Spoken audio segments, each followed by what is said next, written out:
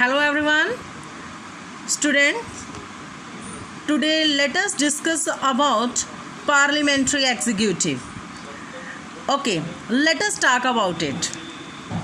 Since India has adopted the parliamentary form of the government, ਜਦੋਂ ਤੋਂ ਆਪਣਾ country ਆਜ਼ਾਦ ਹੋਇਆ, ਇੰਡੀਪੈਂਡੈਂਸ ਮਿਲੀ, ਉਸ ਤੋਂ ਬਾਅਦ ਜਿਹੜਾ ਇੰਡੀਆ ਦੇ ਵਿੱਚ ਕਿਹੜਾ ਮਾਡਲ ਅਡੋਪਟ ਕੀਤਾ ਗਿਆ, ਕਿਹੜਾ ਸਿਸਟਮ ਗਵਰਨਮੈਂਟ ਦਾ ਅਡੋਪਟ ਕੀਤਾ ਗਿਆ, parliamentary farm of the government. India ਦੇ ਵਿੱਚ ਪਾਰਲੀਮੈਂਟਰੀ ਟਾਈਪ ਦੀ ਗਵਰਨਮੈਂਟ ਜਿਹੜੀ ਆ ਅਡੋਪਟ ਕੀਤੀ ਗਈ।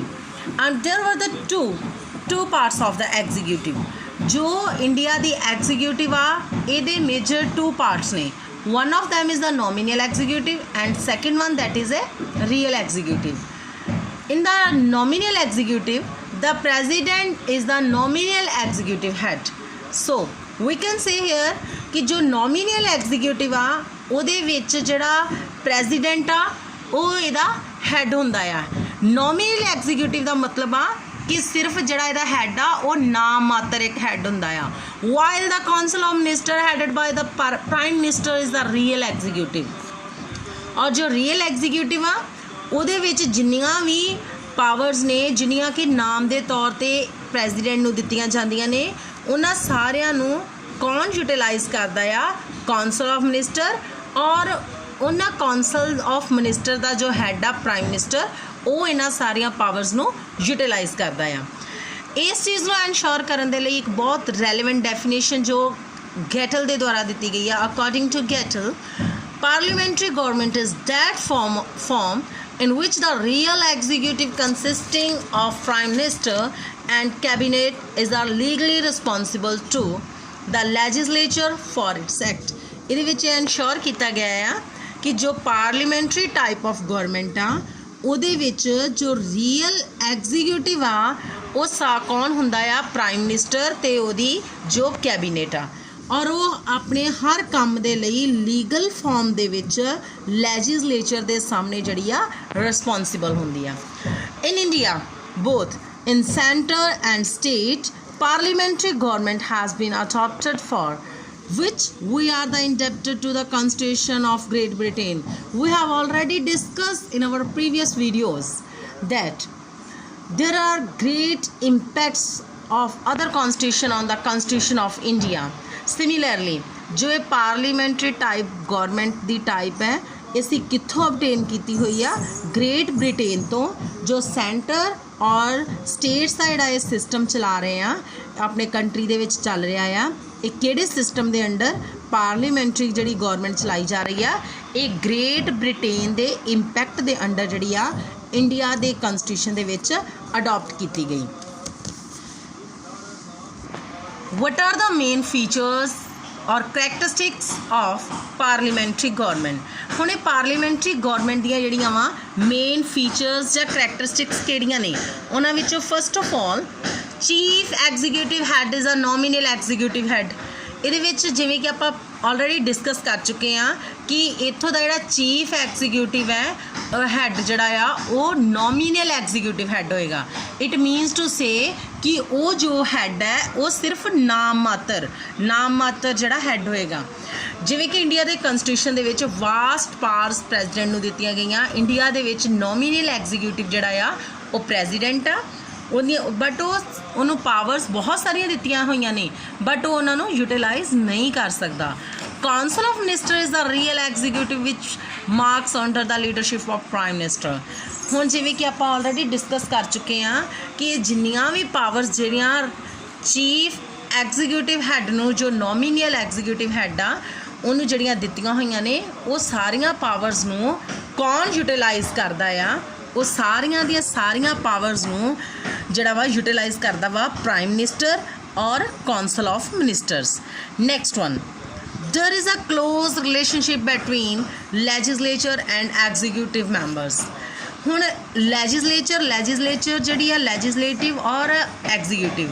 First of all I want to define here there are the three main organs in our government. One of them is the legislature, second one is the executive, and third one is the judiciary. Legislative, that is the law making body in our constitution. Executive, that is the implementing body in our constitution. And judiciary, that is a decision making body in our constitution.